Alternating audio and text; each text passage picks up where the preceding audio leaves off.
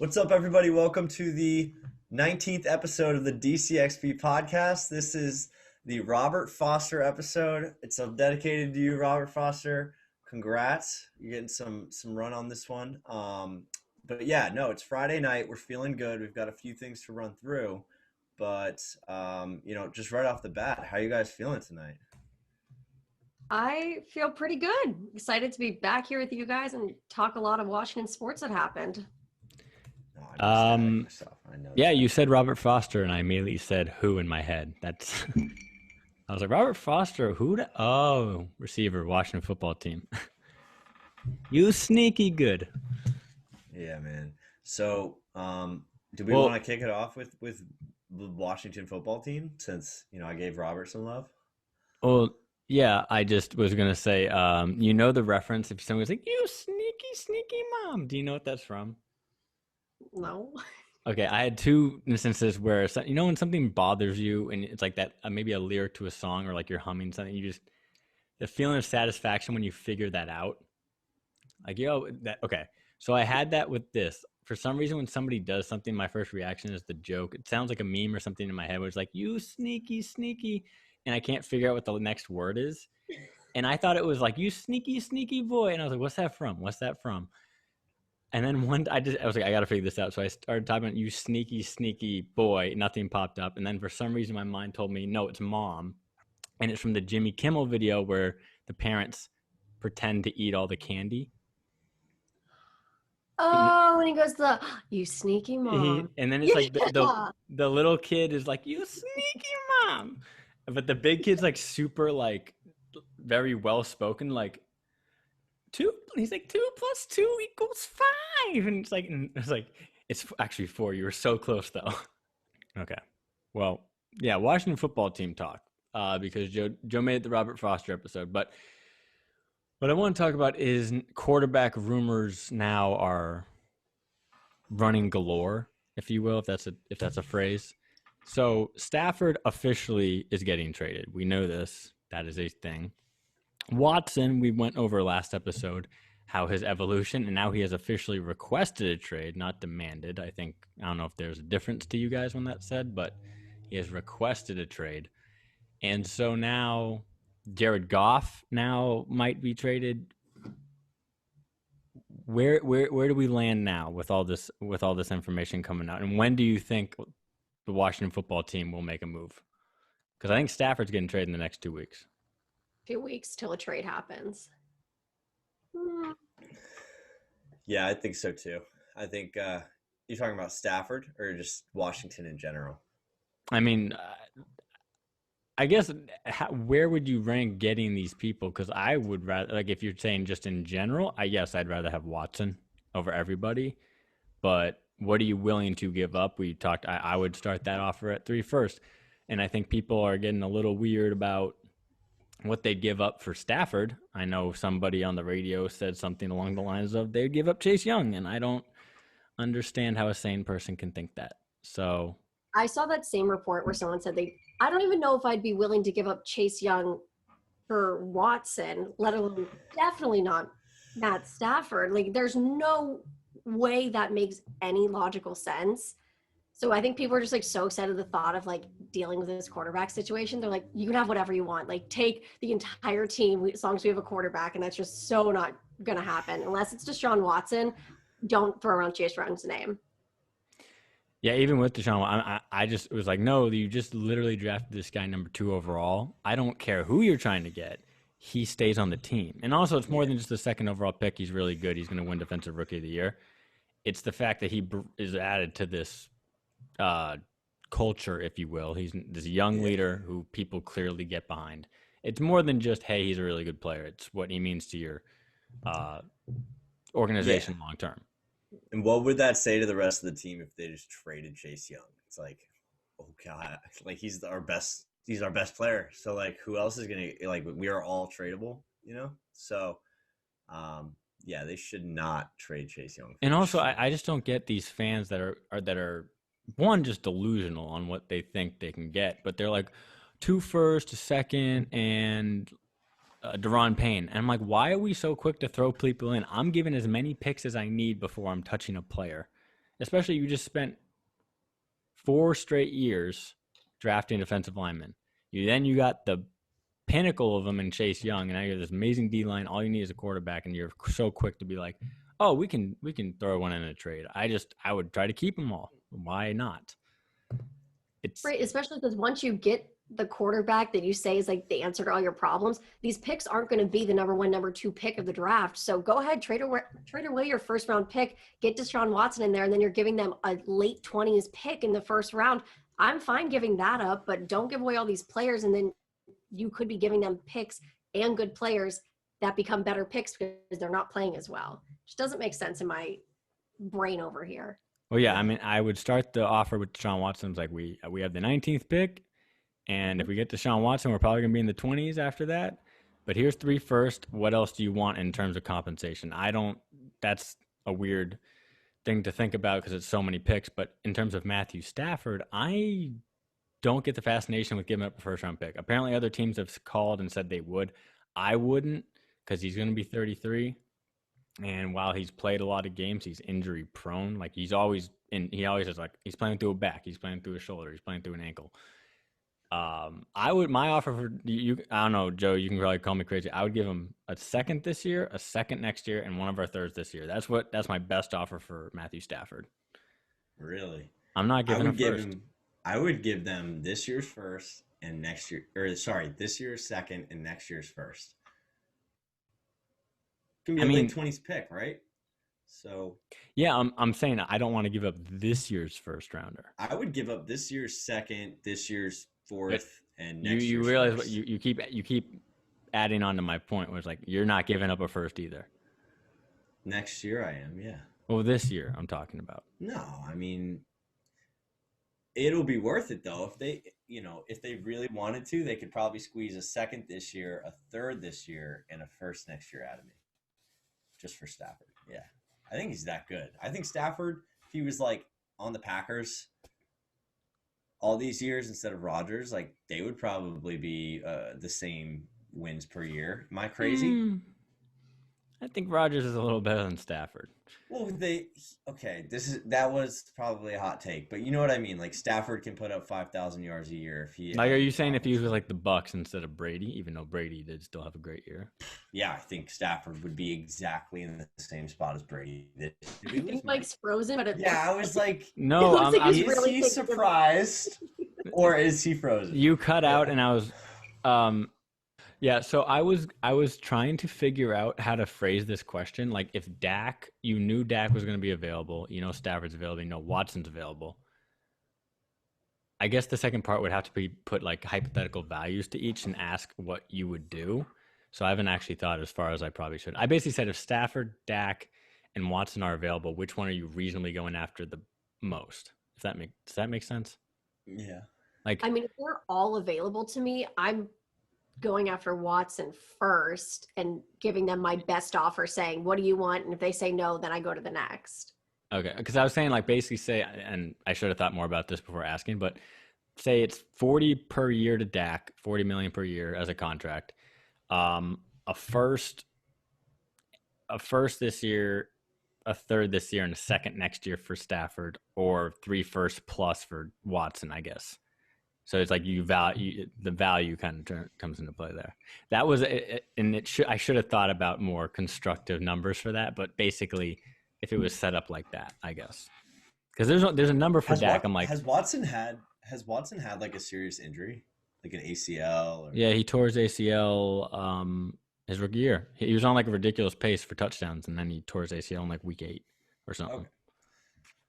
Well, I mean, obviously that could happen to anybody. I'm pretty much all in on Watson. Like, well, I said, I would give them whatever they wanted, but it looks like, I mean, if they don't get Watson, they better get Stafford. Like, I like Dak, but come on, like, Stafford's better than Dak.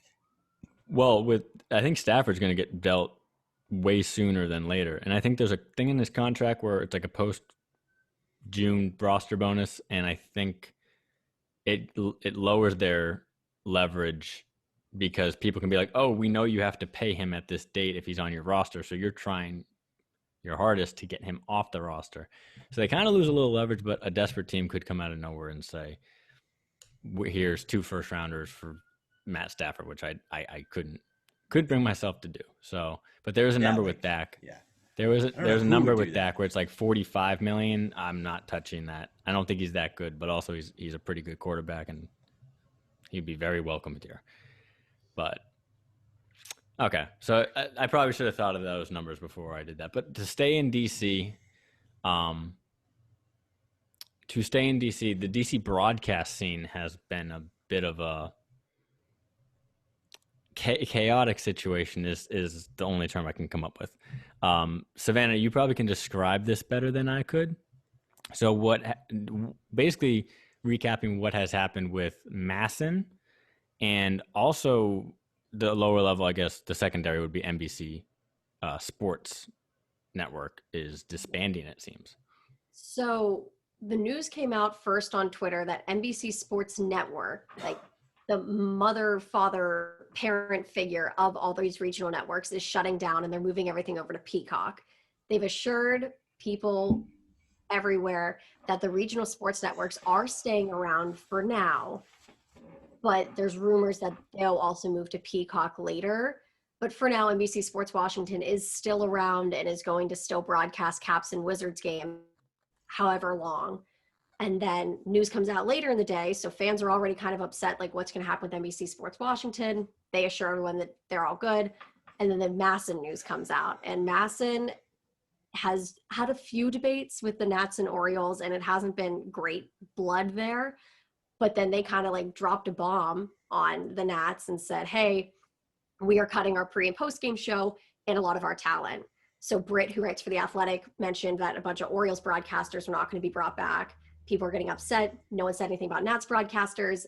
And then the news comes out that they did not renew any of the contracts of Alex Chappell, Bo Porter, or Dan Colco. So Nats fans are not happy right now. So how are we gonna watch content, get content? What's gonna happen? Well, there is a streaming app for the first time ever, so you can download the MASN app, and so long as you still have a TV provider that gets MASN, you log into the app, watch games and content. They're going to do like a 15-minute intro to each game and like outro, but it's not going to be a full-blown pre and post game show anymore. It's going to be done with FP and Bob. So those two will host. And so they had like MASN half gave the people what they want. They've been asking for an app for years, but then you had to cut the talent people liked the most in order to get it. So this whole man, who is running these companies over here? Do I have to step in? Well, Joe's probably not. Joe's not. Joe's foreign to hating Peter Angelos, and welcome to the club, my friend. The Orioles owner, they own MASN, and when the Nats came back, they were like, haha, screw you guys, we're gonna give you a real crappy TV deal, aka I think the revenue split's like 78-22 or something like that. And so that's why the Nationals don't get this extra TV money that usually a team with like their own network has. Which is crazy because they've spent, like, for example, they spend still in free agency here and there. They spend big on Max Scherzer. They spend big on, you know, the list. But yeah, they've been doing stuff like that. And that's why they probably have to, they defer their money a lot because they don't have this extra stream of income that a lot of other teams do. And the Nats sued MASN because between like 2006 and like 2008 or a few years in there, they weren't getting any of their revenue from TV streaming rights. So MASN owes the Nationals $110 million. And I thought they settled that, and I guess they're dragging it out though. Wow. Mm-hmm. Yeah, so MASN, so they're MASN's dude, why are they even with MASN? Just why is Lerner not making his own network? Does anybody know other than he's a little cheap billionaire? Apparently they can't. They're not allowed until their contract with MASN is over. But the Nats keep talking to MLB saying it's not fair and that they should be allowed to get out of this contract, especially because they're in a legal dispute with them. So it's a mess. Well, here's the funny thing how I thought about it in my head and be like, oh MLB, my God. Come on, MLB. Seriously, it's unfair. What are you guys talking about? Who's the commissioner of the MLB again? This fucking guy who Rob couldn't figure out coronavirus? What? His name's Rob Manfred. Oh, Manfred. Yeah. I hate that guy. He does not understand. I think you hated Bud Selig, who was the commissioner when this kind of all was really happening. Well, I hate Manfred for the way he just played the money on either side in this whole, Yeah, MLB was the worst. MLB was the worst at their quarantine. But yeah, see, like, honestly, man, go fuck yourself. That's all I'm gonna say. Okay, is that your last F word? So I know. That's it. That's Okay. probably the last one. Okay. Joe's needed. He's like an everyday Nats fan. That's just I'm just a cash Nats fan that's just trying to stand up for my squad. Here's the thing that I thought about in my head right away. I'm like, wait a sec, because we were just me and my buddy were just talking about the NBC Sports stuff that happened, and he was overreacting. He was like, how are we gonna watch the Caps and the Nats if this thing goes away? And I was like, I mean, the local teams will be played somewhere. They just have to. Like, you don't have to go. You don't have to like listen to radio all of a sudden because like your team can't be on TV. But that happened, and then the MASN stuff kind of hit the fan, and I was like, okay, so if the Nationals are going to eventually get to leave MASN after this, if the Nats leave MASN, the easy candidate would be to go to NBC Sports Washington. They probably could use a baseball team. They don't do anything with baseball. Or they have they have nobody. But you see like the Giants there with like their NBC Sports or Bay Area affiliate and other teams as well. So they're disbanding. So it's like, okay, well, where would the Nats go? That's kind of the question. Where would they go? Because Fox Sports does not have an affiliate in the Mid-Atlantic. They have it like in the Carolinas. They have Fox Sports, whatever. But there's no Mid-Atlantic one, which is kind of crazy. I think there's Fox Sports. No, actually, never mind. Yes. So that's like the next question, because Fox Sports has an office in Baltimore. So are they going to, is that like a startup shop for like to take over the Nats TV rights? I doubt it, but who knows? Yeah, because there's only so many places to go. I know there's an umbrella with NBC Sports. They're affiliated with like USA Network. I forget the other one, but like they play them during the playoffs. That's why they use all their umbrella networks to broadcast. But yeah, so TV, man, or media is not looking hot right now in the DC area. I don't know. Does anybody have any other thoughts to those? I do have something to say. If you're an upset fan right now and you're thinking, how am I going to get my Nats content? How am I going to get my DC Sports content? I just don't, as a fan, where do I go? Right. I know where to go.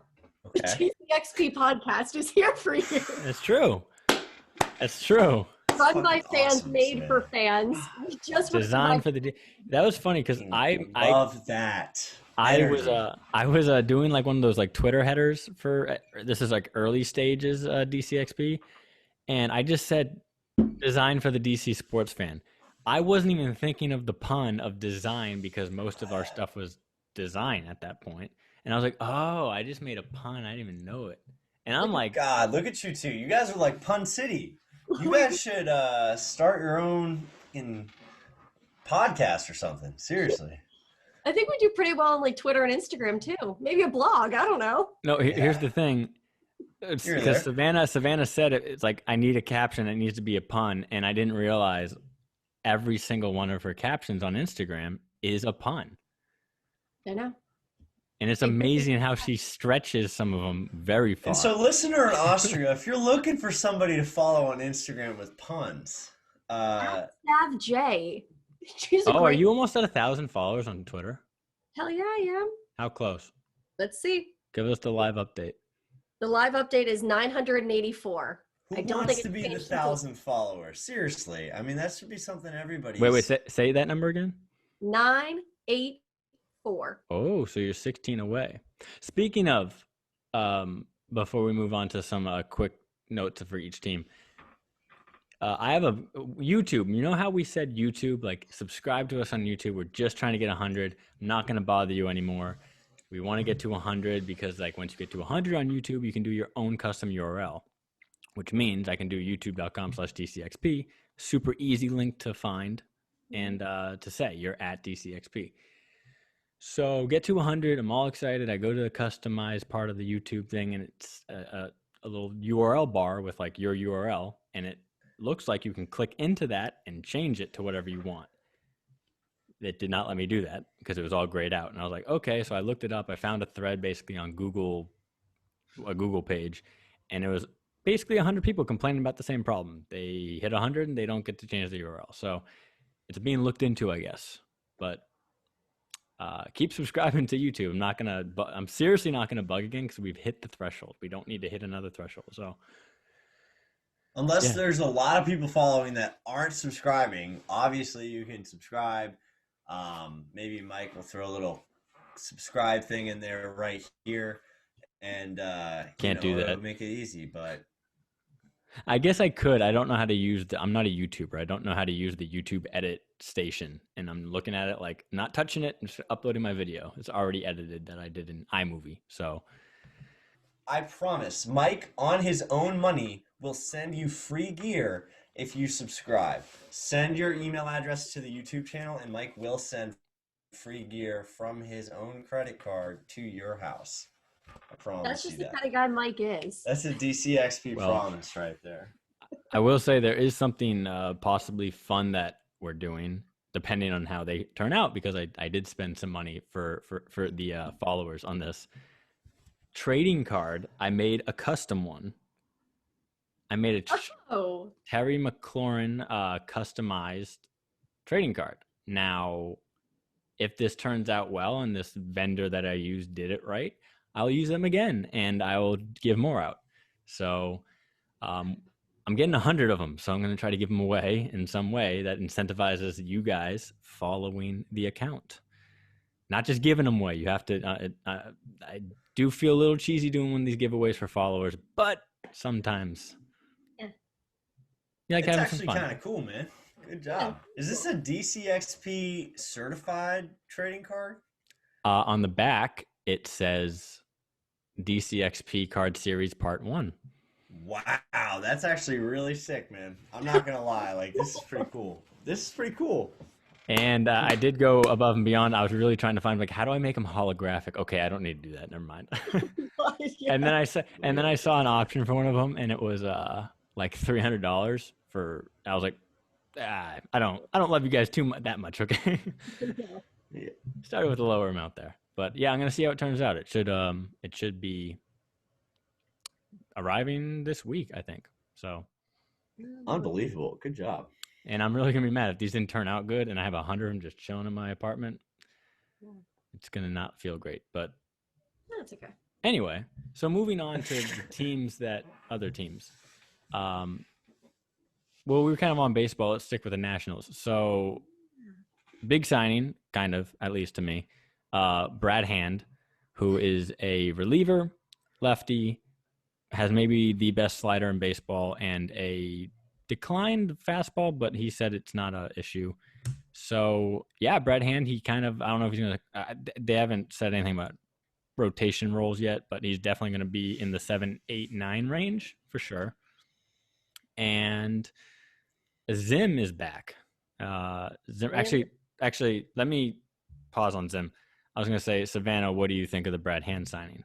I think it's a fabulous signing. I had a vested interest in the Cleveland Indians this last season for no good reason.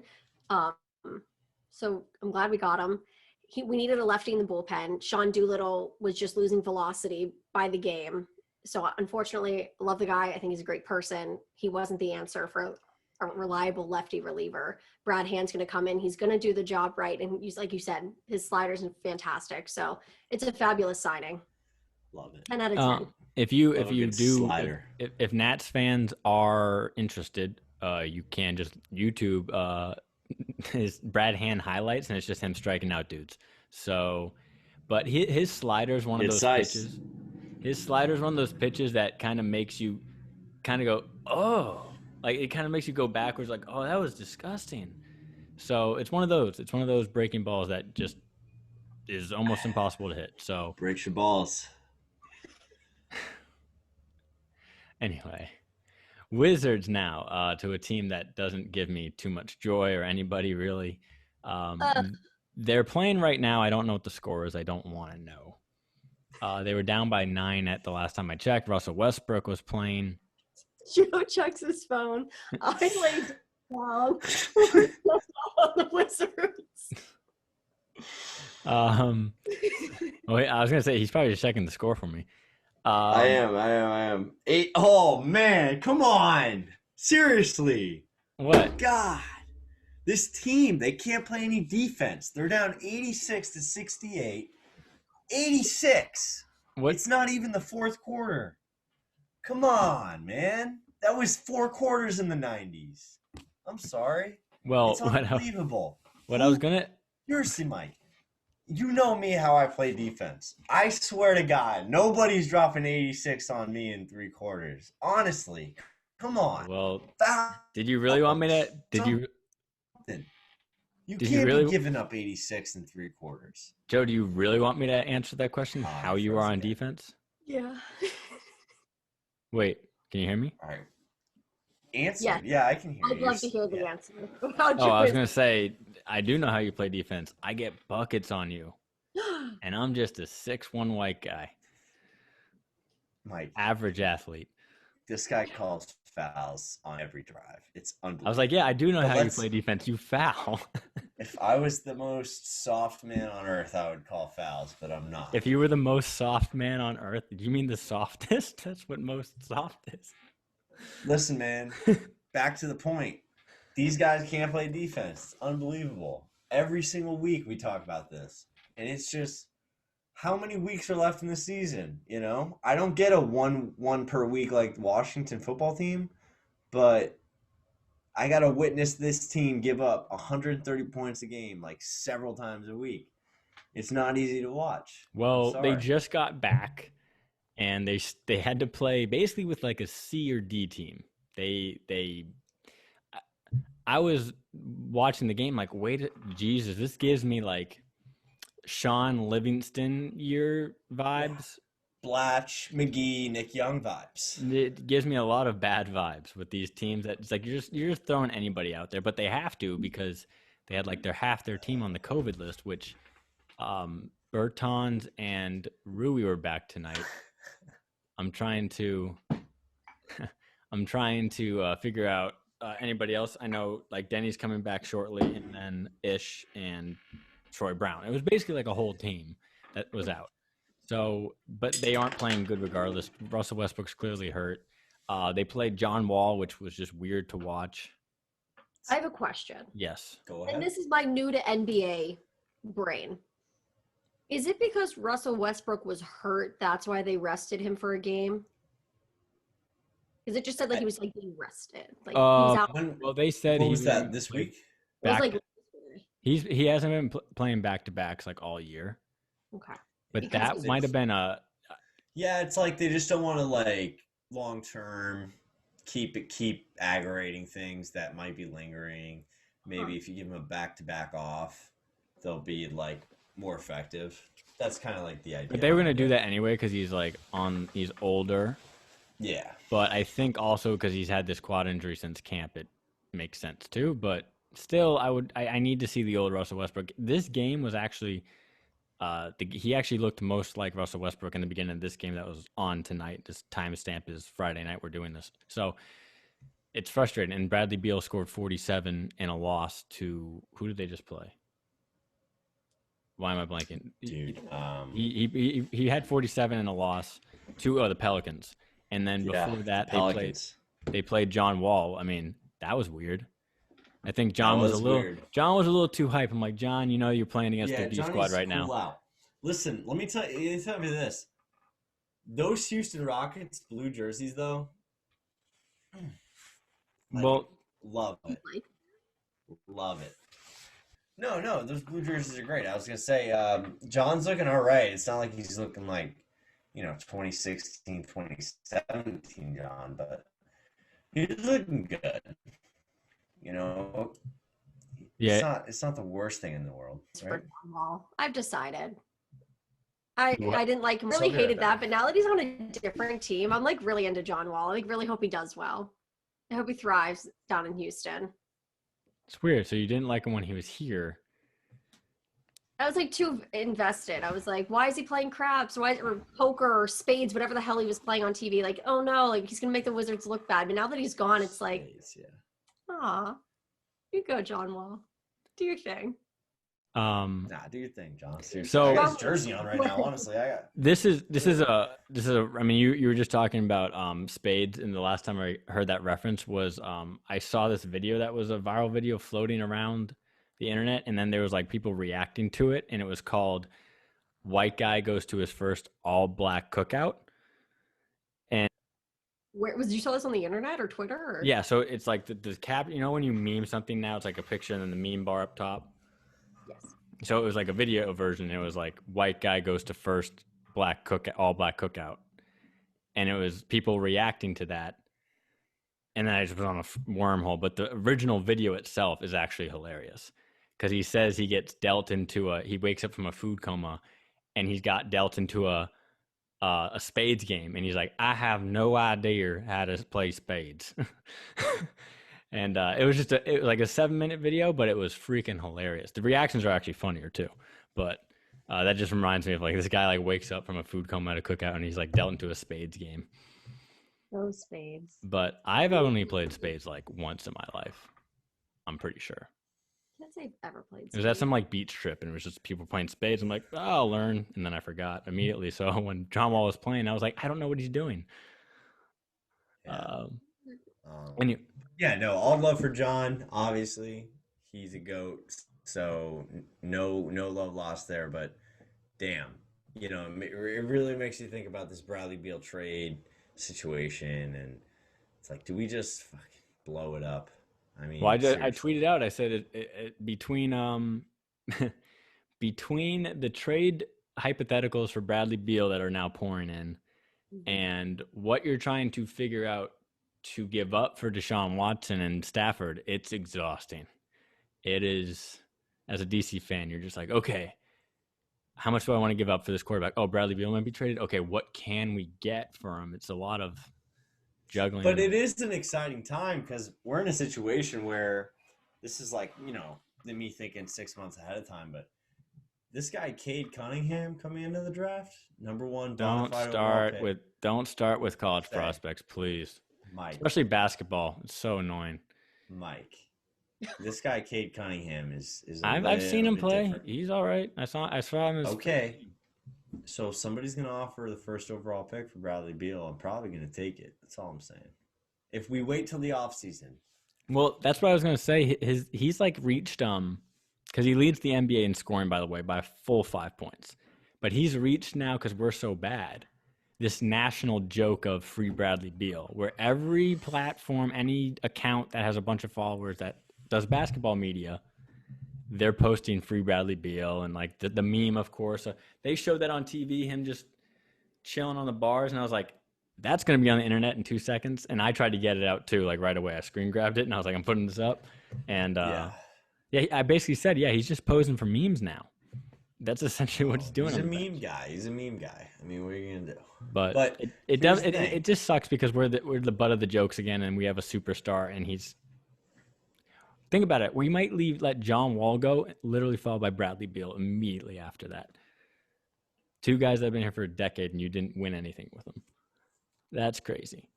But it's been a decade. I feel like that's the point where it's like you gotta kind of let it go. It's been a decade. I was thinking about this last night. I was just telling my buddy, it's been 10 years. Like, that's a long time. Think about that. You don't get loyalty from guys like that, by the way. So it's like really cool that we got to see Brad and John tough it out. But it's like at a certain point, pay them their dues. And while they are making, $40, $50 million a year, still let them get their championship. They deserve it. Unfortunately, John has to sit through a rebuild for another 3 years, and maybe he can latch onto a team. But Bradley Beal, you got to give him an opportunity to win a ring, in my opinion. He deserves it. Well, I agree, but I also want like literally everything from the team that's trading for him. It's going to be hard to I mean, I know Miami. And I know it's tough, making 43 million, 37, 8, 38 million. I mean, what's a million here or there, but give them a chance to win a ring, at the end of the day. Well, I just know that it's the people, from a person who likes photoshopping people in New Jerseys, it's really annoying when everybody replies to the Wizards with different jersey swaps of Bradley Beal in different uniforms. And I'm like, you guys are super annoying. And I'm like, well, we do that too. But this is super, but it's not happening to us. You literally made that. You made that like you do that more than like any other national account. So you can't really be that. You can't be that upset. I'd argue that I don't do it like those people that reply to the other teams again. I don't go spam for that stuff. I do it on the account, and if it blows up, it blows up. But that's not my fault. Not my fault that Adam Schefter literally tweeted out our design. Not my fault. Yeah, that is crazy. You've gotten your stuff tweeted out by celebrities more than anybody I know. I can tell you that. I mean, that's, hey. And what I was going to say, though. DCXP promise right there. What I was going to say, though, is that if you're a Miami Heat fan and you think you can get Bradley Beal for something other than Tyler Hero plus, you're freaking out of your mind. Tyler Hero will be a Washington Wizard if Beal goes to Miami. I would take Bam for Beal, and that's almost like straight up, even though Beal's leading the league. Joe. No, I would take Bam for Beal, and maybe they can throw in a first because they're gonna be a high first round pick, maybe, or late first round pick. Listen, man, these athletic centers are the new era. All right, you can either get with that or not. But Bam is the real deal. Yeah, that's awesome. Bradley Beal's 5 times better than Bam. Whatever. We can agree to disagree. We'll talk about it on another episode. But you know what's funny when I asked Delonte or D, whatever he wants to be called. Remember I asked him to rip you for your 3 firsts for Miles Turner trade? I don't even remember giving 3 firsts for Miles Turner, but yeah, because your response to that was, I don't know, I might have been drunk that episode. That's what you sound like right now. Yeah, okay. But the last team before we get into our Bachelor recap is that the Capitals. Well, first of all, I have a beanie on my head, a Washington beanie, for 2 reasons. My room is 60 degrees and it's freezing in here in LA, so I like keeping my head warm. And also, it's the only team that's giving me joy at the moment. So they still haven't lost in regulation. They played now 4 games without the Russian squad that got busted for COVID, and it's crazy. They've been putting people on the ice that most Caps fans don't know who they are, and they're still winning or losing in overtime. So they're number 1 in the NHL, I'm pretty sure, in points, or at least near the top. And then the other thing I wanted to touch on is that how do we like their new uniforms? I have lots of thoughts on their new uniforms, so I want to hear your guys' opinion first, so I can see. So, I really like them. Yeah, Mike's been talking about them. No. I've been talking about the red reverse retros, which we already discussed on the show. I like that. Which I love. I like the blue. This uniform is very similar to the one they wore at the Stadium Series that they played at Navy. They wore all blues. This one's very, very, very, very clean. It's also a style of W that I used on a Red Wolves logo. And they saw your logo and they said we're gonna. I'm just saying it's 3 stars above the W. That's kind of exactly my design, but that's fine. Let me. Go ahead, I wouldn't be surprised if somebody from the Capitals saw that and was like, use that kind of idea in a pitch meeting. I'm not taking credit for the Caps logo. Just can I just ask calm real down quick, with that? Have they thought about doing the retro from the mid 2000s jersey? Well, that's what it is. That's what the red jersey is. No. I know, but the actual jersey. Can they go back and do that or no? Are you just saying like a throwback jersey, just a regular throwback jersey? Throwback to the mid 2000s, the white with the teal, basically the Wizards colors. Yeah. No, yeah, I know what you're talking about. I don't think they've ever just used those as throwbacks before since they left them. They've never That played would be them. really cool if they did. I just want to throw it out there. They should do that. I know the red is basically the same thing, but I think they should use any jersey except this one. Wow. I dislike Ooh. this W jersey. Can I? Am I allowed to say that too? Yeah. No, Savannah, I'm with you. Mike likes it. I hate it. Let's go back to the mid 2000s, early 2000s, 90s one. Come on. I like a lot of parts of this jersey. I love the navy. Think it's very clean. I like the stripes. Think it's very cute. Love the stars. Very chic. What I hate is the W, and then they're like, oh, we threw the monument inside the W. Let's not. Thanks. Let's not, right? I fucking hate that shit. Give me, and I love every other part of it, but that stupid W. No offense, Mike. I really like it on the Red Wolves jersey, but I really dislike it on this Cavs uniform. I just think they look like a little league team. Like they look like a little league team. That's exactly right. God. I'm glad we're on the same page about it. Jesus. Okay. I really thought I was going to be alone on that, so I feel so much better. No. Because, like, look, oh, God. It just looks like any other alternate jersey ever. Like, I don't know. Come on. Right? You have, like, the 3 little stars on their shorts, too. Love that. Great touch. Think it's great.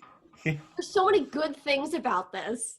There's just like the W. It's the W. That's what it is. Yeah. I'm sorry. If you're watching this, you've seen my face. I'm very in much shock. It's not. It's the W. No, that's what it is, Savannah. I don't know if you agree, but they need a new logo in the middle on this alternate. It's first of all, you realize they can even keep the 3 stars in the front. I swear. This is a super basic. Yeah. This is an alternative jersey. This is not their new uniforms. I'm just making sure that's clear. Oh, for sure. I got that. Joe's reacting like this just became their permanent jersey. Yeah, but come on. We're a championship caliber team. This can't be out there. This can't be one of the things that we're seen with. We're a championship team, baby. It's a blemish on the face of the Capitals organization. Exactly. Kevin Jones should be ashamed of himself. Well, moving on. That was a little much.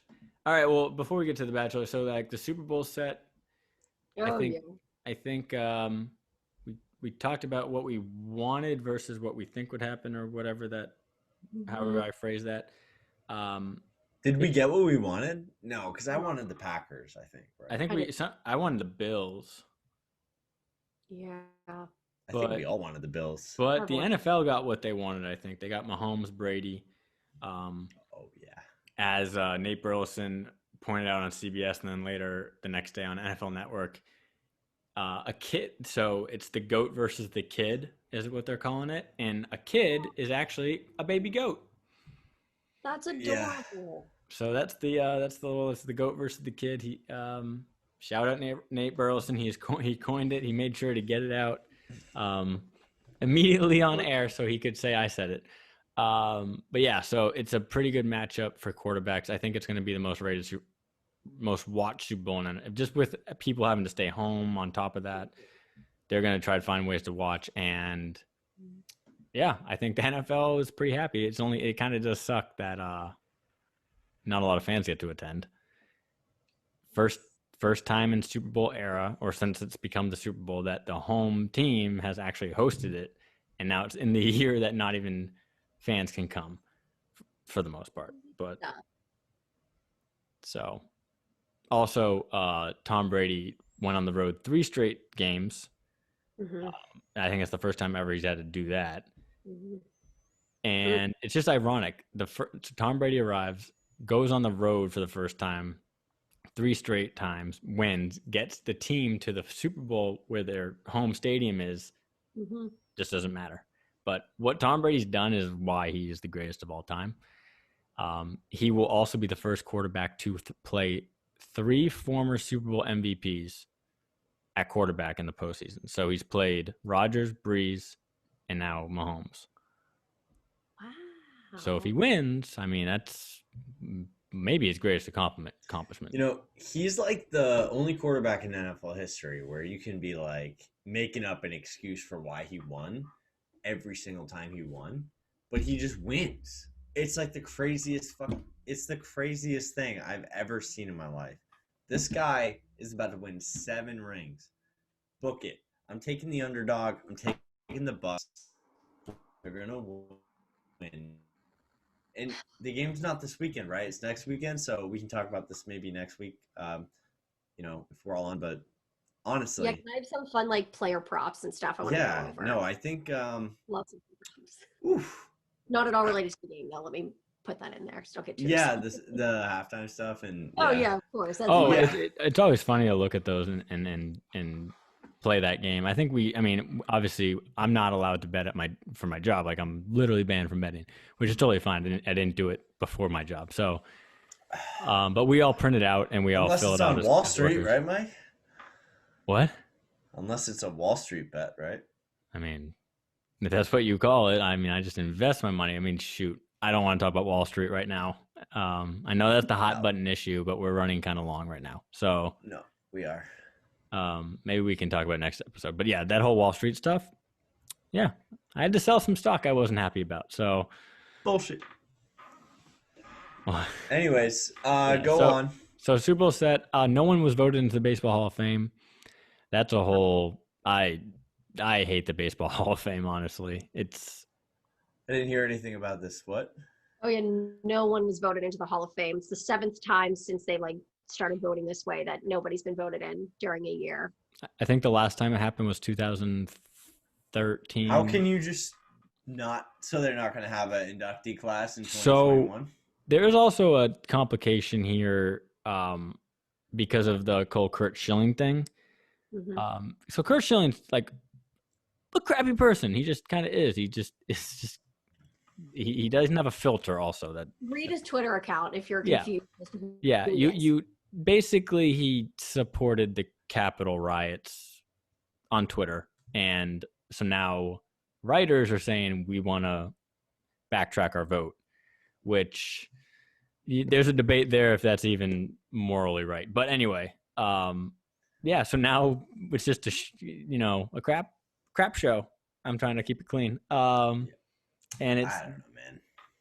Yes, also baseball writers call me crazy, but I think we should just look at his baseball career if we're gonna vote him into the Baseball Hall of Fame. No, that's what the argument is. Like, hey, like, okay, he's a whack job maybe, but right.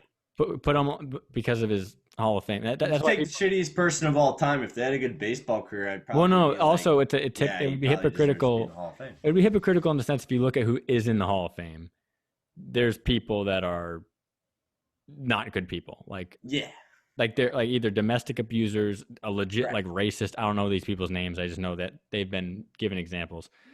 There's somebody who pushed segregation. Apparently, it's like, okay, if that guy's in. You should be putting some people in that have not gotten. Like Pete Rose should be in the Baseball Hall of Fame. Sorry, like that. Like he just should be. Oh, God, more than anybody ever, right? Anyways. Yeah, and then who put Tampa Bay as the new title town? And I hate it. Oh, that was me. Okay. I was just feeling some type of way about the Buccaneers going to the Super Bowl, and I was just pissed off. Yeah, because this goes back to me. I'm taking Tampa. I'll take the Brady X Factor. I don't know why, but it's real. And if it happens this time, I might just explode. And it's because my heart is telling me that Tom Brady and the Buccaneers are going to win the Super Bowl, but I so badly want the Kansas City Chiefs to win. But I know the Buccaneers are going to win. So that's why I'm just all pissed off in advance that everyone's going to be like, oh, Tampa Bay, new title. No, that's a good move. No, that's a good move. Honestly. Thank you. Well, I think the Bucs have a shot. I know they got kind of boat raced early in the game they played in week 12, but then they kind of came back and then fell short. But I don't know. I think it would be cool if Tom Brady won his 7th. It would just be cool to kind of like humble Mahomes a little bit, be like, you can't win them all. I like Mahomes. I think he's getting to a point. He's getting a little cocky. Let him. Oh, come on. That's a GOAT. Um. That's our GOAT. So just embrace him early. One more thing with that game is that Scotty Miller came out and said he was the fastest player in the NFL. He would beat anybody in a foot race. And they said, wait, even Tyreek Hill? He's like, yeah. So, Joe, why did you purposely freeze like that?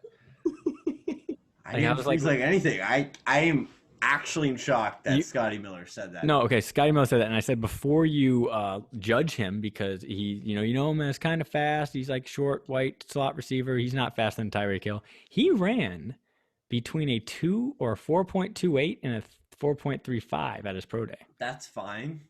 I've seen Tyreek Hill with the ball in his hands. Have you seen Scotty Miller with the ball in his hands? Yes, and I've seen Tyreek Hill with the ball in his hands. You give him 0 shot in a foot race. In a foot race, I don't know, man. That's what it is. We're talking about the ball in his hands.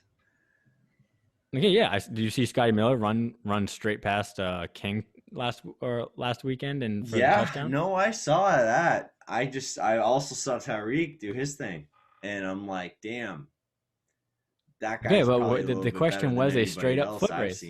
Straight up foot race, dude. I don't know, man. Well, that's whatever. How many times do I have to repeat that? We're talking about foot race. Like you keep saying football in the hands. I'm saying, okay, if it's a foot race, okay. I would say it probably would be closer. Tyreek would probably edge him out. But Tyreek has been prone to take these challenges. So I think he did one last offseason where he raced Terrell Owens, I think. Yeah. So, yeah. Also, McGregor got knocked out. Wow. Jake Paul loved it. Jake Paul now is trying to leverage that fight. Did you see it? Did you see the fight? I did not. So, Poirier? The guy he fought? Poirier, yeah. Well, I think it's Poirier. Anyway, so he kept hitting him with leg kicks. It was like, okay, like if somebody kicked the shit out of your calves, right, for like 2 minutes straight, you'd probably be pretty tired. And I didn't quite understand how much of an effect that would have until I saw McGregor not able to move. And this guy just, in round 2, just destroy him in the face. And McGregor couldn't move. And I was like, calf kicks. So if I was ever a UFC fighter, I now know master the calf kicks, kill their legs, and that's how Poirier just destroyed him. He just kicked his calves all round 1 and then just unloaded round 2. I have never seen anything like it. Actually, I mean, we've all seen like UFC knockouts, so it's happened before. But it's like, damn, this guy really lost his legs. Like round 2, he lost his legs. So if anybody's out there looking to start a career in UFC, go for the calves. That's all I can say. Trainer Joe. Well, he did say he got hit right above the knee in a bad way, where it basically he couldn't feel his left leg or whatever. So yeah, he definitely was. Okay, maybe that was it. Affected by it. He said like the bone was pushing against the muscle, but he could feel it. Anyway. Oh my god. Just disgusting. Nice details. But okay, do we have anything else before we move on to the Bachelor recap that we'll probably expedite? We got nothing. I'm Joe, excited for the Bachelorette. Oh, the Bachelor, excuse me. Bachelor. Oh, we talked about Clarendale last week, right? Yes. I mean, Jesus, can we talk about it for like one more second? Unbelievable. Cheated on her? Wait, what? He cheated on her? Is there more detail? I don't know. Yeah.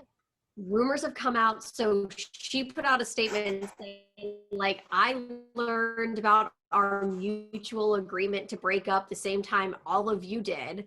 So I'm processing it. So like, he didn't actually break up with her. He just posted on Instagram that he broke up with her. And then all these rumors came out that he was cheating on her the whole time with some chick that lives in New York. Right. Okay. Yeah, I heard about the chick in New York. I didn't know that he was cheating on her the whole time officially. Rumor says. But rumor says. Okay. I believe it. Honestly, what is Dale? 28, 29? Yeah. Not even. No, he's in his 30s. And she's okay. Oh, he is? Yeah. Okay. I thought he was. He's 31, I think. But okay. Guys, if I'm pulling this stuff before you guys, this is a problem. I know, I'm nervous. I know it is. No, but honestly, could have seen that one coming a mile away. I'm just gonna be honest. I mean, we all We see it. We all see it. You know. except y'all saw it years ahead. I kind of nailed when they would break up. Okay, Bachelor. I need to ask Savannah a question because this is Cool. on my mind. So Matt James. So I'm assuming the show's over right Yes. now. Okay, how long has it been over? You think? They started filming in the fall, so it's probably only been over a month and a half. Okay, They're, so they're yeah, so before the so Matt James was actually on NFL Network. He was on Good Morning Football. They asked him about. I didn't actually. I wasn't on that day, so I didn't watch it. But he did like preview the Super Bowl and like because he did play football, so they have that connection there. Is there anything to read into a certain? So a girl that won could be posting on Instagram right now. yes. Okay. Do they just have to make sure if they are the one that won that they don't post obviously anything, give it away?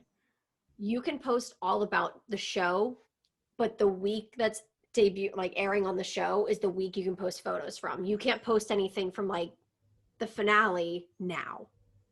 Gotcha. You can post Okay. pictures from that date that they're showing on TV tonight or your life today without any indication of Bachelor. Gotcha. Yeah, because I saw Rachel post, and I was like, "Oh, is she not there anymore?" But no, I found out. And then so I don't follow Matt James on Instagram, but I checked his story out, and I was trying to see if there's any clues that somehow they were in the same place. So I did see a clue. I Okay. did see a clue, and I don't know if you guys want to. I won't tell you who it is, but I went down like a Reddit page, like wormhole, whatever, dark hole, and Matt James was listening to a Spotify account, like a playlist made by one of the contestants on The Bachelor. Now, like how you can see what people are listening to now. Yeah. Oh. Listening to a playlist of one of the contestants, and I won't Do tell we you know who what? it is. Okay. I know who it is, but I'm not going to tell you Was guys. this All right, tell Spotify? us. Well, no, I don't want to know. Was this Spotify playlist revealed recently? Yeah, so someone on Reddit like just found it like 3 days ago that he was listening to this person's playlist. Telling you, never. You That might is be. some hardcore, creepy investigative journalism right there. Yeah, for sure. So I now like I feel that. like we're gonna go check everyone else's Spotify. Like, who else's playlist are you listening to? Jesus. Whoa. God, social media makes it so creepy that you can like just connect those dots. Yeah. So I might know who wins. Wow. Okay. Dude, Or How maybe do you they're just feel? How do you feel I about that just person? looked it up. I just looked it up. Me too. Wait, me too. So you guys both know now. Yeah, we both know whose Spotify playlist he was listening to. Is it would I like this person winning? Or you can probably. So Okay. we all know this person's name. It's not like wait, who's that? Gotcha. Okay. And then the other one was just overall. I'm beginning to think Matt is super vanilla. Like he doesn't have a lot of Come on now. substance. We already know when he this. talks. We talked about this last week. No, Every but time he I doesn't know what we to say, talked he just about goes his, in for the kiss. we talked about that, but even when he's talking, it's like he's using the same. I don't know. It just seems very vanilla, and it's really showing that is his that first he's time. never been on that he's never been on the franchise before. I don't think he realizes like the games people play, because all these women have watched seasons before. They know there's a villain in the house and you're not supposed to go to Matt about the villain because then you go home. Like, they know how to play the game and he doesn't know the game yet. So I think he's like slowly trying to figure it out, but doesn't want to like step on anyone's toes. But on like a good season of Bachelor, they have to step on toes, start saying things that people don't want to hear, and he's too afraid of that. He wants to be liked more than whatever. Yeah, it's just when I hear him talk, sometimes it's like, I don't know, man. You're just using the cliche stuff, and it kind of gets old after a while. But all right, let's start this recap. So I don't exactly remember, when does this episode pick up from? Just a new. Oh, Sarah went home, right? Sarah went home. They have the rose ceremony. Okay. People went home. So Sarah went home, and oh yeah, because then they basically just show the next morning or whatever, and then Right.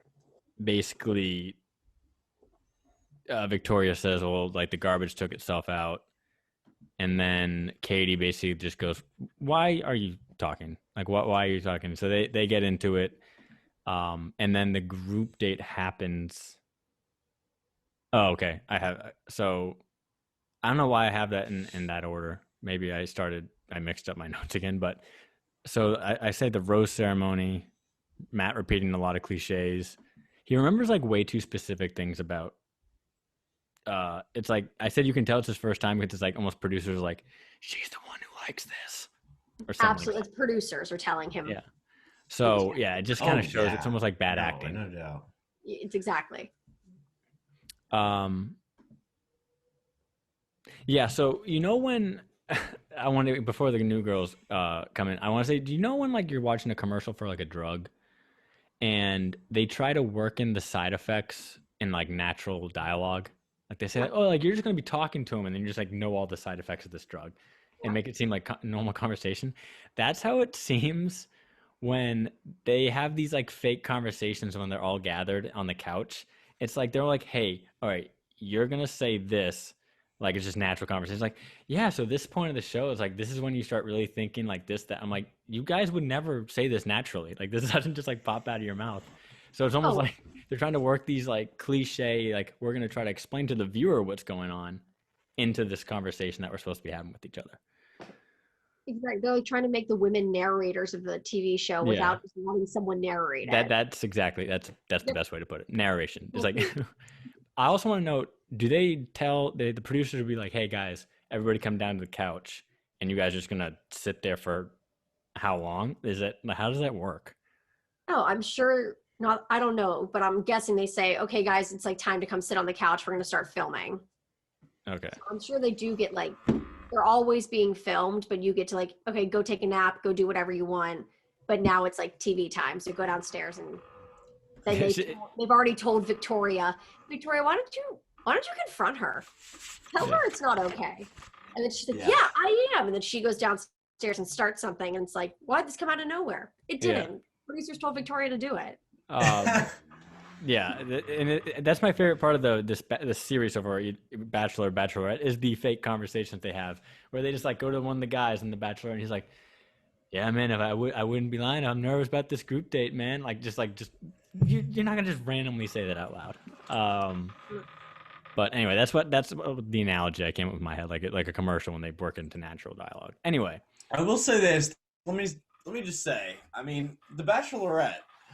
The thing about it was like a little more like watching guys like who was the guy that had the big jaw that God, I'm sorry guys. He went to Harvard. No, but yes, Bennett, and then the guy who went to the they did like a nature date and he got aroused.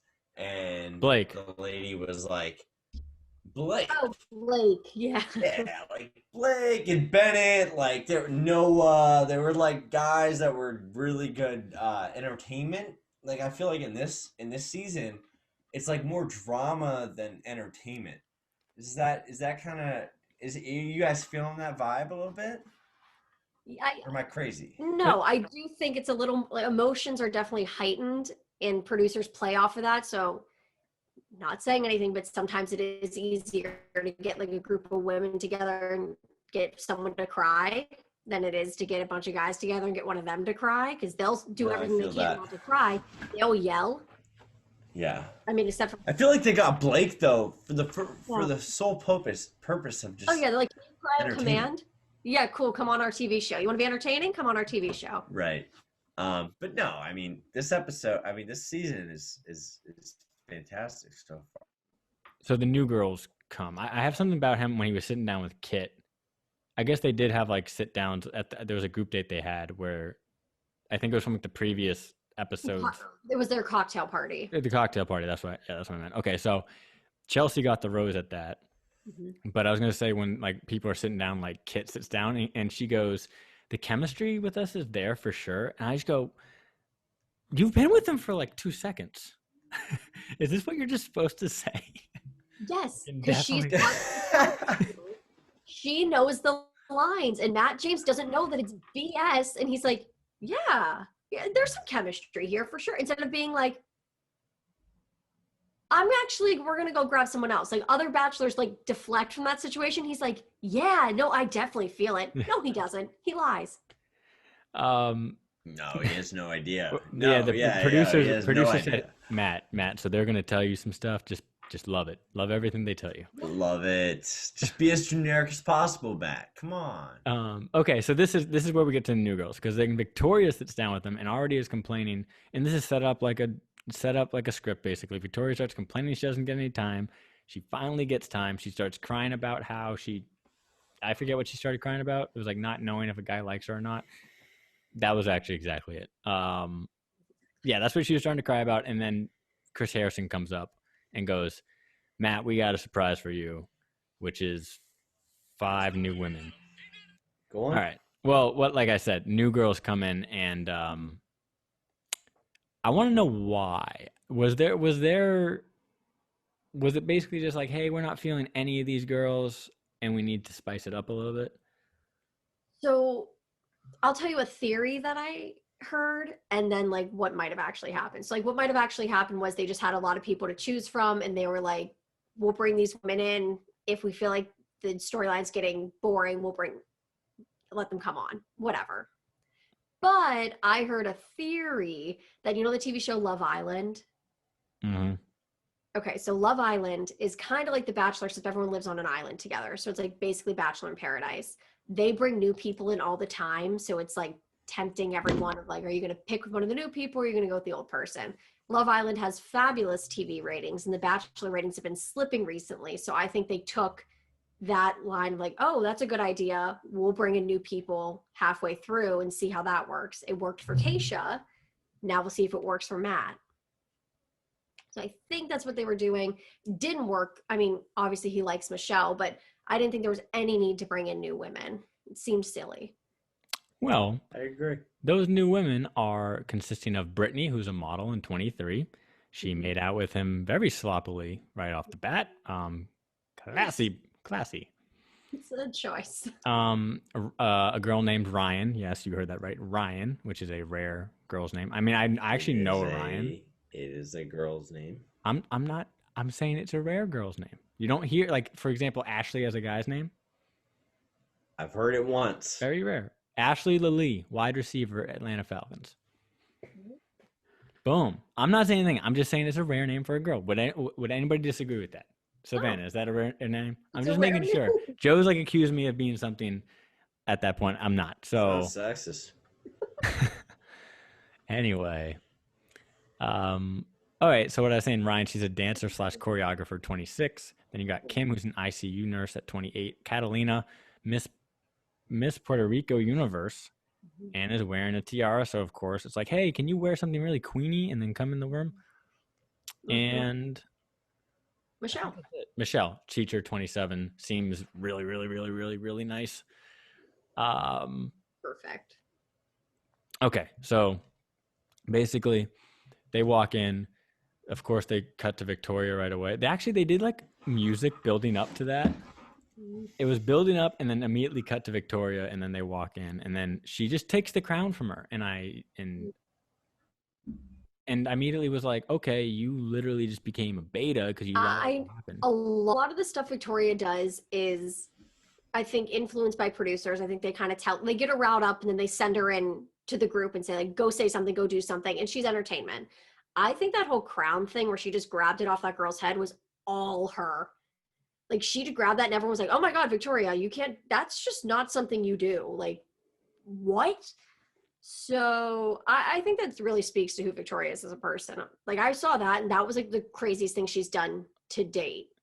Well, yeah, and I just was watching Catalina. I'm like, you don't just let that happen though. Like, you like pull back or something. Like, you could have. Like, why are you doing that? Don't touch me. She just kind of took it, and I was like, oh.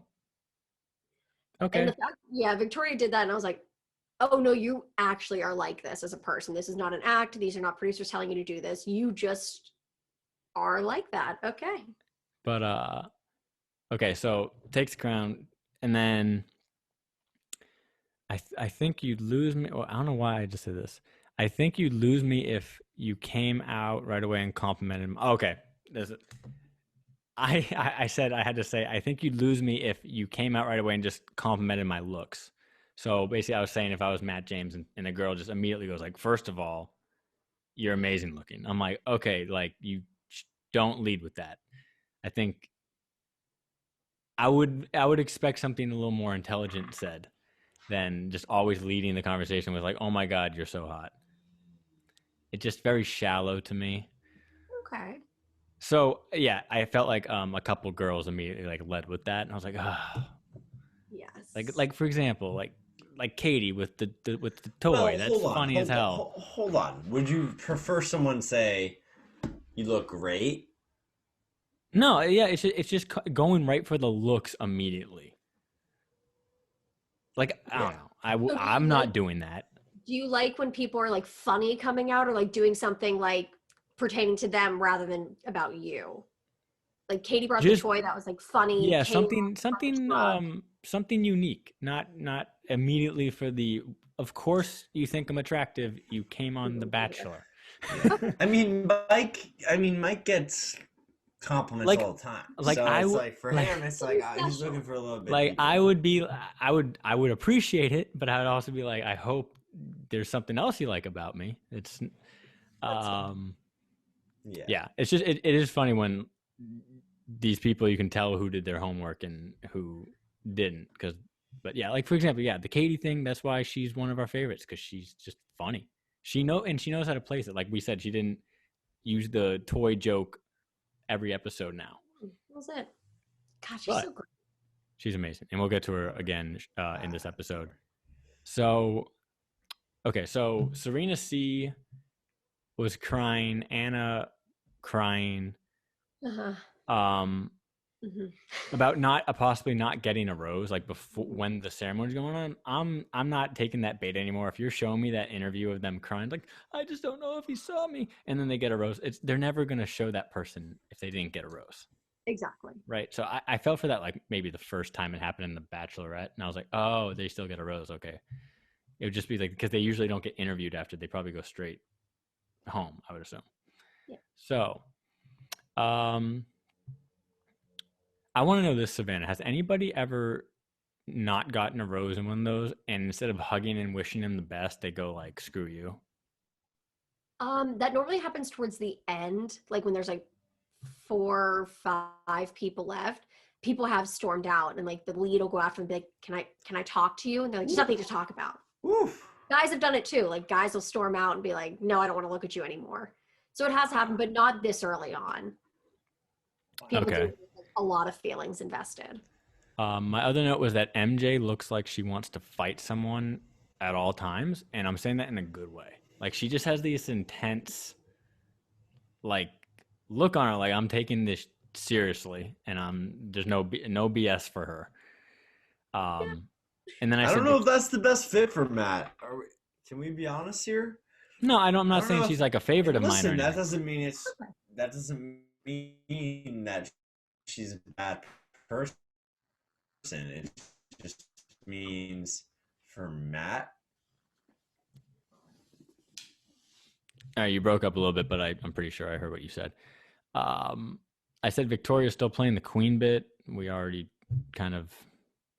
It's just not it's just not funny for me anymore. It's not entertaining either. It's just like, you're annoying, and I want you. At this point I want her gone.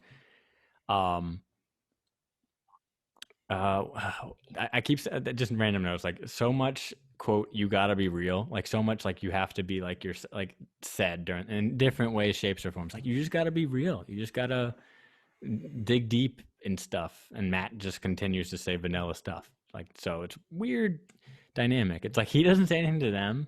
Like the one thing he has really is that he was raised by a single mom and he's biracial, and he's like used that card already. It's like, okay, what else do we got? You played football. Tell me about that, or something, like anything else. But Ben Higgins comes back. I know, Savannah, you're probably way more, you know him. So yeah, what's Ben Higgins' deal? So Ben Higgins, which I really think is going to happen on Matt James's season, he famously told 2 girls that he loved them on the same season, which is like a big no-no. The lead is not supposed to tell people that they love them, because obviously then you as a viewer would know that they're going to pick them. But you especially don't tell 2 people that you love them, because then they both think they're going to win, and then whatever. Ben Higgins told 2 people that he loved them on the same season. It was really messy. But I think that's going to happen with Matt James this season. I think he's going to get all caught up in the emotion, and I think he's going to tell, hot take, he's going to tell more than 2 people that he's falling in love with them, and at least 2 people he loves them. Okay. No, we have that noted down. I have noted. So that Ben Higgins note about him doesn't shock me that he's a failed bachelor and then had because he's not long together with her, right? Yes, he's married to someone else from Bachelor Nation, but not his choice. Oh, I just saw him without a ring, and I was like, oh, is he just? He's engaged right now. Okay, that makes sense. Because I was like, okay, he's a failed bachelor, and then I looked him up, and he had a spin-off show with the girl who he was on the show with. Okay, so then the group date happens, obstacle course, which they had to go into a pumpkin boat, acorn find, balance beam, and then run to the finish line. So, of course, these new girls aren't well liked by the old girls, and then Anna knows Brittany from Chicago or whatever, that whole thing, which we'll get to in a second, but she basically hit her acorn with her name on it, which was hilarious to me. When she said, I couldn't find mine, but I found Brittany's and I hit it. And it just cut away. Like, that's hilarious. So Mari won the obstacle course. Victoria and Anna are getting a little chummy. They're now a little bit of a team. And Victoria saying Brittany has no class is like the funniest thing ever. Just from her saying you have no class. And I'm like, you literally talk open crap about people. Like, you said the garbage took itself out. Like, that's right. Those in glass houses should not throw stones, Victoria. Queen Victoria, glass castles. Yeah. Oh, here's an analogy for Victoria. She's like, because she's someone you want to unleash on the new annoying girl. Like, if you can get Victoria on your team, she's a weapon, like a really big one, especially for the show. So, like, she literally made a girl leave. She essentially bullied. She was probably the big reason, you would agree. Like, she was basically openly humiliating her in front of like 20 girls. So I compared her to, and this is not a shot at anything of her, it's just like an analogy. She's like the Kraken, okay? Like the mythical sea creature. I'm going with somewhere with this, okay? So the Kraken, all the girls in the show are on their ship, and she's annoying as shit, but they fend her off for a while. And then there's a new ship in the area with the new girls, and they're like, wait a second, we both hate them. You go get that thing and just unleash her on that. And that's what basically happened, because Anna started the rumor of Brittany being an escort. Is that the proper term? Yes, that is what she said. But let me break this down for you real quick, of the hypocrisy of all these women sitting around saying how blindsided they are that all these new women are there. They're like, I can't believe it. New people are here. Why would they do whatever? Anna says, I got a message before we went on the show about this girl, Brittany, that she's an escort. Okay. Why are you so shocked that she's on the show then? If you knew she was coming, you knew she's on your season, people messaged you about her, and now that she wasn't there at the beginning, now she's here. They're like, I can't believe new people are here. Like, you had to know those women were casted for the show, right? See, that's the first thing I thought of, if she knew messages, all that thing. But I took it as that she just happened to, like, because she knows her from the area. So there's no way she just got randomly messaged like, hey, look out for this girl if you see her. Or 100% people messaged all the girls, all the women going on the show. I heard this about this person. I heard this about this person, because that's what people do. They talk shit on everyone that they happen to know from soon to be Bachelor Nation, send it out and hope that somebody uses the information. Anna's the only one dumb enough to say, I want to ruin this girl's life by using a baseless accusation that someone in my Instagram DMs sent to me that I don't know, and was like, I'm just going to call this girl an escort and see how it goes. Well, it's kind of like dirt. It's kind of like the early Claire season, where what was the guy's name? Joseph. But who's the West Virginia guy who had dirt on him? I forget his name. Tyler C. Tyler. Okay, yeah. So Tyler misused his yes, his ammo. He we know that because he went to Joseph and said, I have this on you, and then Joseph went to Claire, and then they had a principals meeting and basically did not work out for Tyler.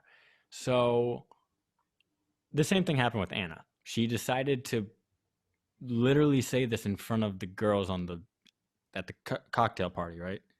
She tells it to Victoria first. But then she herself publicly goes to Brittany. She goes, "Oh, there are some rumors going around that I feel like we should talk about. I heard you're an escort," in front of everybody. Yeah, I didn't see that coming. I thought she was going to maybe handle it privately, but. And then even said, because Brittany says, I heard that you were telling people that. She goes, yeah, I know that's like a really not nice thing to say, and I'm really sorry about it, but is it true? Damn. You know it's not a nice thing to say. You know you shouldn't say it, but you're going to double down? But Jesus. That's just a crazy thing to, first of all, if it was true, she'd say no. Like, let's be real. Like, she wouldn't say, that's true. No, you wouldn't admit that. And the other thing is, like, Anna, you have to know what kind of power you're doing right now. This is a national television show. Now every article with Brittany's name says, like, Brittany accused of being an escort. Brittany pleasuring men for money. Like, all of those quotes are associated with Brittany now, whether she is or isn't an escort. And if she is, whatever, that's her business. Like, you do you, girly girl. But like, wild if she is, to be honest. Yeah. But, yeah. But like, Anna, that's not your place to call her out on this TV show because you don't like her. Call her the B word. I don't know. Do anything else but call her an escort. My God. So that's wild. Yeah. So Anna calls out. So I said Anna calls out Brittany. Smart because she knows nobody likes Brittany. Has Victoria in her corner who knows the escort rumor. But then she said the escort thing out loud. So now Brittany is basically already feeling the bullying aspect of this show. So basically I heard a lot of it's really hard. Was it Brittany that said it? I thought I was never going to hear that again after Sarah said it 19,000 times in that last episode she was on. I haven't heard that since Sarah, but when she said it and Victoria started laughing, I was like, oh God. She's like, okay, get out of the house then. I was like, oh my God, she's going for like the jugular from the get-go with this girl. Yeah, again, which we'll get to what Katie did at the end of the episode, because we're saying like this is bad stuff to have out there for somebody. Yeah. But Michelle got the one-on-one date, which pissed a lot of girls off. I thought it was a fabulous date. I feel like they actually had a real substance conversation at the end when we learned that she's a teacher and how she dealt with, events that happened this summer and how she was talking to her kids about it. Like, that was a real conversation where I felt like I learned this much more about Matt James as a person. And I learned a ton about Michelle. And now I really like Michelle. I thought it was a great date. And I really saw chemistry there between the two of them that like they might actually have something. Yeah, because I think he's like a very normal, you can tell like this is his first time on a TV show. I think he's more of a normal guy. And a lot of these girls are like big personalities already. And then they're upping it even more because they know they're on TV. And I think he's just trying to keep it like regular. And Michelle actually seems like a normal girl. She seems so normal and just like wants to date the normal way of like, let me tell you about my job. Let me tell you about my life, my family. That's normal stuff. Yeah. And again, like when she was talking about like the way she handled certain things during the summertime, and she had to like sit down with the kids and explain to them and stuff like that was actually educational just in general. So, but again, you said you learned very little, much more about Matt James. But there's nothing that he says that, like I said, he's vanilla. Like nothing I say, like I learned about Michelle. You haven't told me anything else. So They had a hot air balloon. See, the cheesy thing was like how many kids we want, and at the same time they say 3. Thought it was the cheesiest thing ever, and I almost don't believe that both of them want 3 kids. They just like say 3. Like they all know his number, but they're telling her like say 3. Maybe they really do want 3 kids and they're perfect for each other. Well, that means they're just gonna have 6. They're gonna have like 2 sets of twins and 2 regular ones. Anyway, so then it cuts to Katie sympathizing with Brittany, which you see that Katie just seems like a normal person, a normal good person. And then there's the boxing date. I want to know, Savannah, would you be nervous for that, or would you want to? 0% participate in that date. The fighting one? There is no way. So if I'm here genuinely to find love, because I think that I will find love on this TV show, that I think Matt James is the one, and all the other BS lines and all these other women are saying of like, Matt, you're perfect. How does me being able to beat up another woman in the house have anything to do with the way that I would be in a relationship? If anything, it should scare Matt of like, wow, look how good she is at fighting. Why would I participate in a date that has nothing to do with me finding love if that's truly my purpose here? It doesn't make any sense. Don't put me on BS dates like that. Oh, this is entertaining for TV, but then tell me that you want people here that are here for the right reasons. Yeah. Get them. Yeah.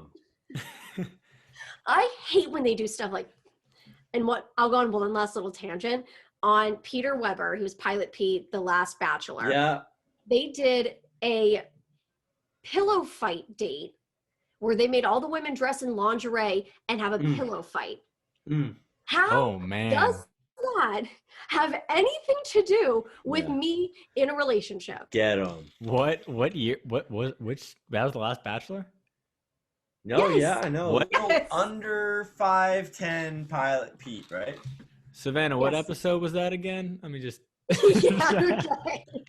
But enough stuff I'm just kidding. really pisses I know. me off. I completely agree. I think those are just for TV purposes, but Yeah. I like, again, there's no upside because it's like, oh, she got knocked out. Okay, whatever. Like I don't expect her to fight. But then if the girl knocks her out, you're like, okay, that scares me. There's no middle ground, and they did have to stop it short for the record because. What do you guys think about Heather? Heather, she's not back yet. Jesus, Joe. What do you mean? I was reading spoilers. I thought. Jesus, That's Joe. Well, we know she comes back. She's in the preview. Right, but you guys like that? Heather has not come on Well, the you show. like the idea? Let's get No. a sneak peek, Savannah. For a sneak peek, I don't like. You already know how bad this is going. Well, we talked about it last episode, Joe. We talked about who Heather is, and I asked about her. Right. I don't remember anything anymore. You know that. Anyway. Okay. So, but when they did the fighting night, the best part about it was they edited it in a way where it's like slowing down, and they'd add these extra like pop cartoon sound effects. And I'll give them this. They did a really good job putting that presentation together with the sound effects, but it just was so funny. But then Serena P Yes. got popped in the face, Yes. which made Matt be like, oh, this is a bad idea. But whatever. Yeah. Anyway, so Katie just being a nice person. I really like how she does the devil's advocate thing because I like doing that because I like people to not be super biased when they have debates. But yeah, she just doesn't, and clearly people don't like that happening. But now I see why her and Serena C get into it in a scream match, because Serena C thinks this is as like starting fires, as she said, like you're starting these fires. So we haven't got to that argument yet, but it's because Katie is basically hearing these girls talk about how they're doing things, and she's saying, hey guys, can you like not, I forget what she said in that little meeting before she went to tell Matt, but she said something along the lines of, hey guys, can we be classy, like we're not. Yeah, She said, you have to live with these women. We're all upset that they're here, but at the end of the day, they're gonna stay here. So the least thing, the best thing to do at this point is just be friends. That's what Let it was. go. Basically saying, like, can we stop bullying the new girls just because we don't like it? So Right. she was being an adult. but then she goes and tells Matt, and when she knows this is going to start a whole thing, but so like technically she's kind of being a snitch, but it's like a good-hearted snitch. She needs to be a snitch, yeah. Yeah, so she's not making anything. I honestly thought, I'm talking like I think it was good that she did that morality-wise or moral-wise. I thought Savannah, I didn't know what your reaction to her doing that would be. I really thought you just, because we've disagreed on viewpoints like this before. I thought you were gonna say, it's like, no, this is how the show is. Like, you deal with it. Like, I totally saw you saying that. Like, this is how the show is. You should know how to play the game. Like, and then just if this was just about like house drama, I absolutely like don't go to Matt, don't be a tattletale. But because this is dealing with someone's life like outside of the show and like genuinely affecting her way longer than the show will, then I have an issue with it. But don't be like a snitch on like stupidity. Okay. Like, don't be like Victoria's mean. Okay, yeah, no one cares. So basically, I was right if it wasn't had that in extra. any other instance, you are correct. Okay. I just saw it. So I saw me being like, I kind of like what Katie did. And you were like, oh my God. It's like, grow up. Okay. I'm glad that I wasn't going to get eviscerated for that take, but, and I don't think there was much of like a preview there wasn't much of a preview of like what happens next episode. I know there's something coming up where Matt seems not right, where he's like, oh, I don't know, man. Like, to see where we go from here. I don't know what that's about.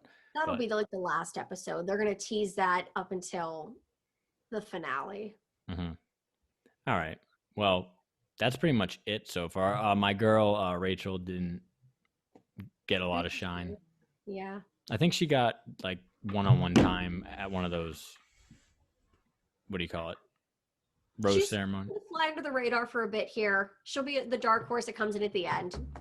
Yeah, and I'm really trying not to think about like I'm gonna start stalking her Instagram and seeing if I can find clues, because just do it myself. I'm not gonna look up like a Reddit or anything. I'm just gonna do it myself. Super creepy, right?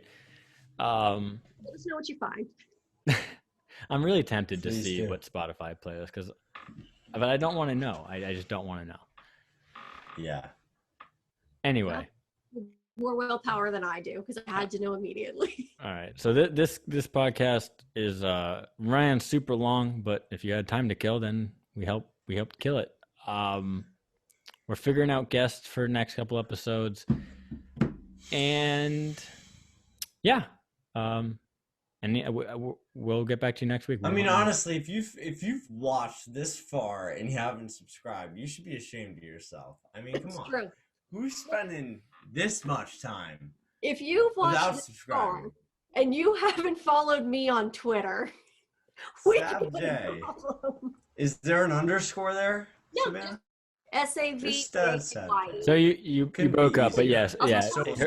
If you're watching, her handles right there. Right there. All right. So anything else? This episode 19. We got the big 2-0 coming up. Yeah. And something possible special. I can't remember if we talked about it on the podcast or I'd mentioned it. The thing I made that's coming. We have 100 of them to give away. That thing. I don't know if I said it on the podcast or not, but yeah. So we have that coming. And yeah, we'll talk to you guys next week. This is DCXP Podcast. Happy Friday. Happy Friday. Have a good time. Don't leave.